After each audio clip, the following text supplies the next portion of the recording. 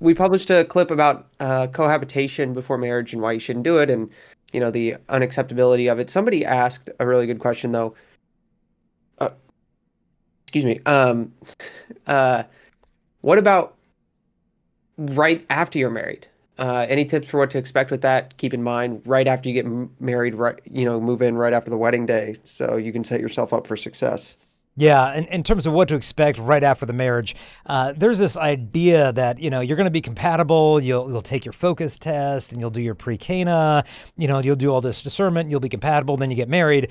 But the word compatible actually comes from Latin compati, which means to suffer with. Okay. So lasting marriages are not because the couple is perfectly compatible. Lasting marriages is a result of the fact that you know how to deal with the inevitable incompatibilities that will come to the surface. And so a lot of people get a bit of a shell shock early in marriage when it's like, wait a minute, I thought it was going to be this endless, whirling, blissful, romantic, whatever. And the person snores, the person this, the person that. And, you got these bumps in the road. Exhale. Just breathe. It's going to be a little difficult, but that's fine. John Paul II said, love is a constant challenge thrown to us by God. And so maybe the early days and weeks of marriage is going to be just a cakewalk and everything you ever dreamed of.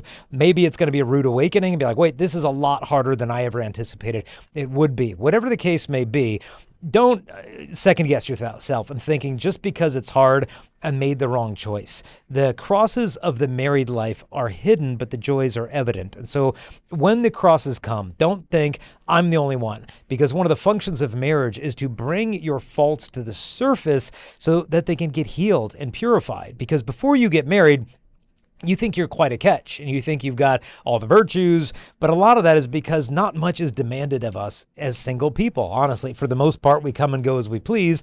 But then when we have to suddenly start living for another, really living for the other, really anticipating their needs and thinking about them, often it comes to the surface how bad we are at doing that. And so I just want to encourage you early on in marriage, try to do the best to anticipate the needs of the other.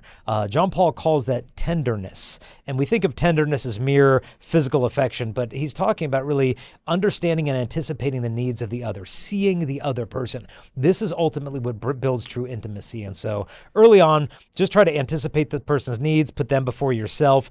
And I think that's going to bear lasting fruit that's going to create some serious marital stability down the road. So don't be disturbed. Don't be heartbroken if marriage is tougher than you expect. Just grind through. If you ever start thinking, hey, the grass is greener on the other side, it's probably time to water your own grass.